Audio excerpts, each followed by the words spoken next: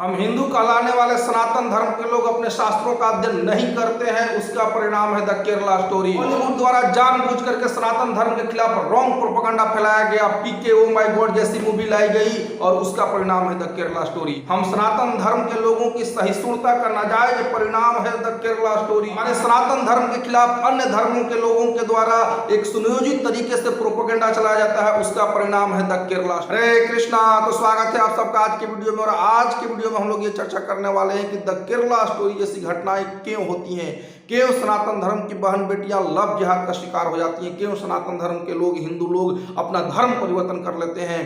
इन सारी चीज़ों को आज के वीडियो में हम लोग चर्चा करेंगे और इसलिए आज का वीडियो बहुत ही महत्वपूर्ण है, बहुत ही इन्फॉर्मेटिव होने वाला है और आई ओपनिंग होने वाला है। इसलिए आपसे विनम्र निवेदन है, वीडियो को अंत तक जरूर देखिए। अगर आप चैनल पर नए हैं तो चैनल को सब्सक्राइब कीजिए, वीडियो को लाइक कीजिए और ज़्यादा से ज़्यादा लोगों के पास शेयर कीजिए। इसका पहला रीजन है कि हम अपने शास्त्रों को नहीं पढ़ते हैं। एक मुसलमान भाई के बच्चों को बचपन से कुरान की तालीम दी जाती है, क्रिश्चियनिटी में बचपन से बाइबल की शिक्षा दी जाती है, लेकिन हम हिंदू कहलाने वाले सनातन धर्म के लोग जन्म लेकर के चले जाते हैं लेकिन भगवत गीता का भी सही से अध्ययन नहीं कर पाते हैं। तो हमारे सनातन धर्म में सिस्टमैटिक नॉलेज का अभाव है। हम अपने भी नॉलेज नहीं ले पाते हैं अपने ग्रंथों का, शास्त्रों का, और अपने बच्चों को भी अपने धर्म की शिक्षा नहीं दे पाते हैं। इसीलिए कोई आता है हमें या हमारे बच्चों को बुद्धू बनाकर चला जाता है। केरला स्टोरी मूवी में आपने देखा कि किस तरह से हमारे सनातन धर्म को डिफेम करके हमारे सनातन धर्म की लड़कियों को बुद्धू बना करके उनसे धर्म परिवर्तन कराया जा रहा है। किस तरह से हमारे देवी देवताओं का अपमान किया जा रहा है। जैसे कि उसमें वो लड़की बताती है कि शिव जी तुम्हारी क्या रक्षा करेंगे, शिव जी तो अपने पत्नी को गोद में लेकर के रो रहे हैं, वो अपनी पत्नी की रक्षा नहीं कर पाए तो तुम्हारी क्या रक्षा करेंगे। ये बिल्कुल ही रॉन्ग कंसेप्ट है। श्रीमद् भागवतम के चौथे स्कंद के चौथे अध्याय में इस घटना का पूरा विवरण दिया गया है कि किस तरह से सती ने आत्मदाह किया, क्योंकि दक्ष प्रजापति ने शिव जी का अपमान किया। शिव जी दक्ष प्रजापति के दामाद थे और जब एक बार यज्ञ हो रहा था तो सभा में जब दक्ष प्रजापति पहुंचे तो शिव जी अपने ध्यान में मग्न थे, अपने प्रभु के ध्यान में मग्न थे। तो शिव जी ने उनका उठ करके आदर सम्मान सत्कार नहीं किया। हालांकि शिव जी सारे देवताओं से ऊपर हैं, ब्रह्मा जी से भी ऊपर हैं और दक्ष प्रजापति ब्रह्मा जी के पुत्र हैं, लेकिन नाते में शिव जी के वो ससुर लगते थे।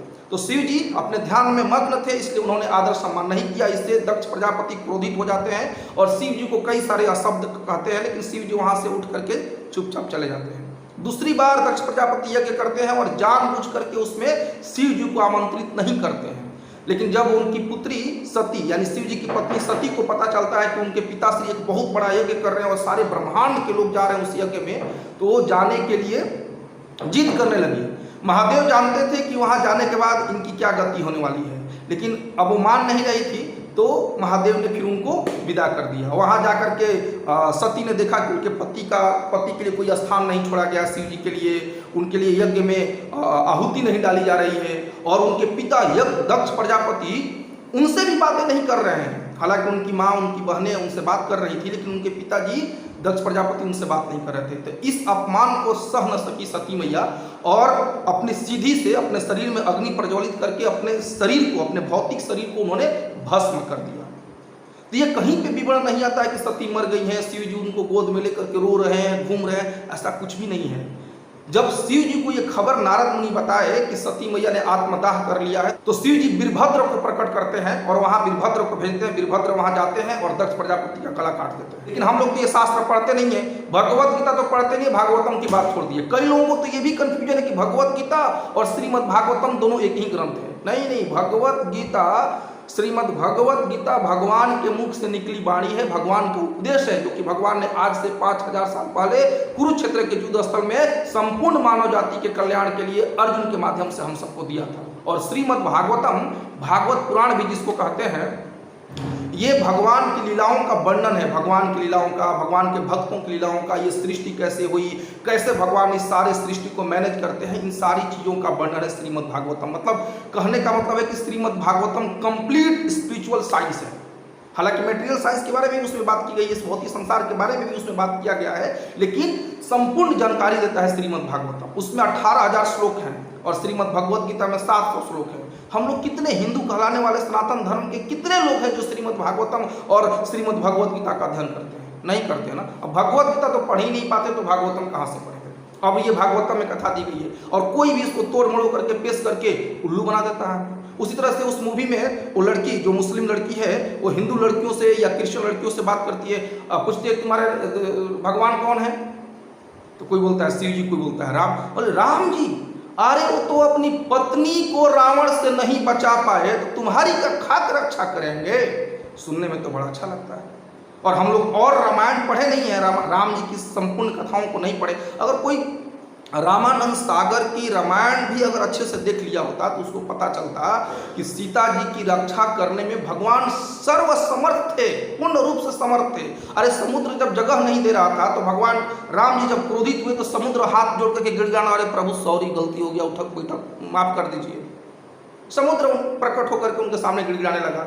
वहीं भगवान रामचंद्र की जो पत्थर बन चुकी अहिल्या को स्त्री बना देते हैं, फिर से उनको पुनर्जन्म देते हैं। वही रामचंद्र जी है जो रावण के भाई खर दूषण को उसकी सेना सहित अकेले खत्म कर देते। तो प्रभु श्री राम ने बानरों की सहायता क्यों ली? क्योंकि भगवान हर समय अपने भक्तों को श्रेय देना चाहते हैं। जैसे एग्जाम्पल के लिए महाभारत के युद्ध में भगवान भगवत गीता में स्वयं बता रहे हैं कि वो सारे कौरवों को या सारे योद्धाओं को पहले ही मार चुके थे। अर्जुन से कह रहे हैं कि तुमको बस उनका वस्त्र हटाना है, शरीर खत्म करना है, वो पहले मेरे द्वारा मारे जा चुके हैं, क्योंकि हम आए ही हैं पृथ्वी का भार कम करने के लिए। भगवान क्यों आते हैं? भगवत गीता में 4 अध्याय में भगवान खुद बताए, परित्रणाय साधूनाम विनाशाय च दुष्कृताम धर्म संस्थापनार्थाय संभवामि जुगे जुगे। हर युग में भगवान प्रकट होते हैं, क्यों? साधुओं का उद्धार करने के लिए, भक्तों का उद्धार करने के लिए, दुष्टों का विनाश करने के लिए। तो भगवान अकेले समर्थ थे महाभारत के युद्ध में दुष्टों का विनाश करने के लिए, लेकिन उन्होंने अर्जुन को इसका श्रेय दिया क्योंकि अर्जुन उनके महान भक्त हैं। तो भगवान चाहते हैं कि उनके भक्तों को श्रेय मिले। जैसे चैतन्य महाप्रभु, श्री चैतन्य महाप्रभु चाहते तो स्वयं पूरी दुनिया में प्रचार कर सकते थे भक्ति का, लेकिन उनको श्रेय देना था अपने महान भक्त जगत गुरु श्रील प्रभुपाद को। तो श्रील प्रभुपाद जी के माध्यम से भगवान ने पूरे विश्व में सनातन संस्कृति का, भगवत गीता के उपदेशों का प्रचार करवाया। भगवान चाहते हैं कि उनके भक्त उनकी सेवा में लगे रहें, उनके भक्तों को श्रेय मिले, इसलिए भगवान ने वानरों की सहायता ली, हनुमान जी की सहायता ली। अब सोचिए कि राम जी पत्थर बन चुकी अहिल्या को जब पुनर्जन्म दे सकते थे, पुनर्जीवन दे सकते थे, तो क्या लक्ष्मण जी को शक्ति लगने से जो लक्ष्मण जी बेहोश हो गए थे उनको जिला नहीं सकते थे? संजीवनी क्या प्रभु राम नहीं ला सकते थे? लेकिन उन्हें हनुमान जी को सेवा सौंपा क्योंकि उससे हनुमान जी की प्रतिष्ठा बढ़ी। तो सबसे पहला रीजन है हमारे बच्चियां जो लव जिहाद का शिकार हो जाती हैं, या हम सनातन धर्म के लोग अपने धर्म को छोड़ करके अन्य दूसरे धर्मों को अपना लेते हैं। इसका सबसे बड़ा रीजन है कि हम अपने सनातन धर्म के शास्त्रों का अध्ययन नहीं करते हैं, अपने धर्म का ज्ञान नहीं है। कई लोग कंफ्यूज रहते हैं, अरे हिंदू धर्म में इतने सारे देवी देवता हैं, कौन भगवान है, किसकी पूजा करें, क्या करें। अगर आपने एक बार सही से भगवत गीता पढ़ लिया ना तो ये सारे कंफ्यूजन दूर हो जाएंगे। मात्र 700 श्लोक हैं, अगर आपने 1 घंटा डेली भगवत गीता पढ़ना शुरू किया तो 11-12 दिन या 15 दिन के अंदर, 2 सप्ताह के अंदर आप भगवत गीता कंप्लीट कर सकते हैं। 2 सप्ताह दीजिए खाली, सारे कंफ्यूजन दूर हो जाएंगे। देवी देवता कौन है, 33 करोड़ देवी देवता क्यों है, या फिर भगवान कृष्ण कौन है, भगवान राम जी कौन है, ये संसार कैसे बना, भगवान हमसे क्या चाहते हैं, मनुष्य का जीवन क्यों मिला है, मनुष्य जीवन का चरम लक्ष्य क्या है, भगवत गीता में भगवान किन किन विषयों के उपदेश देते हैं, सारी चीज़ों का वर्णन भगवान भगवत गीता में खाली 700 श्लोकों में कर दिए। तो कम से कम अगर हम हिंदू कहलाने वाले सनातन धर्म के लोग अगर भगवत गीता को भी सही से पढ़ लेना तो द केरला स्टोरी जैसी घटनाएं तो होंगी ही नहीं। कोई बुद्धू नहीं बना सकता हमें, लेकिन न तो हम पढ़ते हैं और न ही हम अपने बच्चों को पढ़ाते हैं। अरे बचपन को ABCD पढ़ा के क्या फायदा? आप द केरला स्टोरी मूवी से देख सकते हैं कि 50,000 लड़कियां गायब है केरल से। तो आप उनको डॉक्टर इंजीनियर बना दिए, लेकिन जाकर के वहाँ लव जिहाद का शिकार हो गई, जाकर के वहाँ पे कन्वर्जन का शिकार हो गई, फिर ABCD का क्या फायदा? ये DAV TAB में पढ़ाने का क्या फायदा? तो पढ़ाइए, इंजीनियरिंग कराइए, डॉक्टरी कराइए, आपके बच्चे अच्छे ऑफिसर बने, IAS ऑफिसर बनाइए, कोई दिक्कत नहीं है उसमें, लेकिन साथ में उनको अपने सनातन धर्म की शिक्षा जरूर दें। सनातन धर्म ही शाश्वत धर्म है, भागवत धर्म है, बाकी तो सारे पंथ है सनातन धर्म से निकले हुए हैं। और आज दुर्भाग्य देखिए कि इसी सनातन धर्म को मिटाने का प्रयास किया जा रहा है। लॉबी है, कई सारी लॉबी है जो कि सनातन धर्म के प्रति रॉन्ग प्रोपेगेंडा फैलाती है, लेकिन सनातन धर्म कभी मिट नहीं सकता है। आज भी सनातन, पहले भी था, आज भी है, कलयुग का प्रभाव थोड़ा ज्यादा है, लेकिन आगे चलकर भी सनातन धर्म रहेगा। बस जरूरत है हम सबको अपने धर्म की शिक्षा जरूर देनी चाहिए। अब कोई कहेगा अरे क्या बात कर रहे हैं, हम तो सेकुलर देश में रहते हैं ना जी, धर्म निरपेक्ष देश में रहते हैं, ये देश संविधान से चलेगा, धर्म से नहीं चलेगा। हम कहाँ कह रहे हैं कि देश धर्म से चलेगा? पहले ये समझना कि धर्म क्यों जरूरी है। हितोपदेश में एक संस्कृत का श्लोक आता है, आहार निद्रा भय मैथुनम च समान एतत् पशुभिः नराणाम धर्म ही एक अधिक विशेषो धर्मेण हीन पशुभिः समान। खान पान, खाना पीना, आहार, निद्रा, सोना, संतान उत्पन्न करना और अपनी रक्षा के लिए कुछ उपाय करना, घर बार बनाना, ये पशु भी करते हैं। तो हमारे में और पशुओं में क्या अंतर है? धर्म का अंतर है। पशु धर्म का पालन नहीं कर पाते, उनके लिए कोई शास्त्र नहीं है, उनके लिए कोई धर्म नहीं है, लेकिन हम मनुष्यों के लिए धर्म है। और धर्म का अर्थ हमारे अस्तित्व से जुड़ा हुआ है। जैसे मिर्ची का धर्म है तीखा लगना, अगर मिर्ची खाए और तीखा ना लग रहा है तो हम क्या बोलेंगे? मिर्ची ने अपना धर्म छोड़ दिया, उसका अस्तित्व खत्म हो गया। तो धर्म छोड़ने का मतलब हमारा अस्तित्व खत्म। चीनी खाए, चीनी मीठा नहीं लगी, तो क्या है? इसका मतलब कि उस चीनी ने अपना धर्म त्याग दिया है। तो हम जीवों का भी धर्म है, सारे जीवों का एक धर्म है सेवा। देखिएगा, जीवों का अस्तित्व सेवा से जुड़ा हुआ है। इंसान हो, पशु पक्षी हो, कोई भी जीव क्यों ना हो, वो किसी न किसी रूप में एक दूसरे की सेवा करते हैं। तो जैसे कि सबसे पहले ये हमें समझना होगा कि हम सिर्फ ये शरीर नहीं है, हम इस शरीर में रहने वाली शाश्वत आत्मा ही तो नश्वर है, आज है कल विनष्ट होने वाला है। तो आप शरीर का धर्म है, जैसे समाज की सेवा करना, लोगों की सेवा करना, सहायता करना, देश की सेवा करना, जो शारीरिक कर्तव्य है, वो शरीर से जुड़े हुए जो कर्तव्य है वो शारीरिक धर्म है।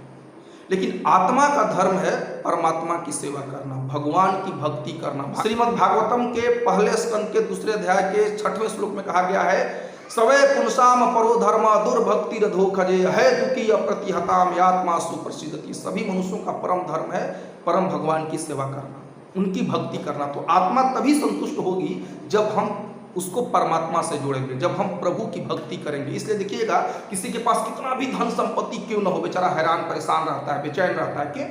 क्योंकि उसकी आत्मा संतुष्ट नहीं है।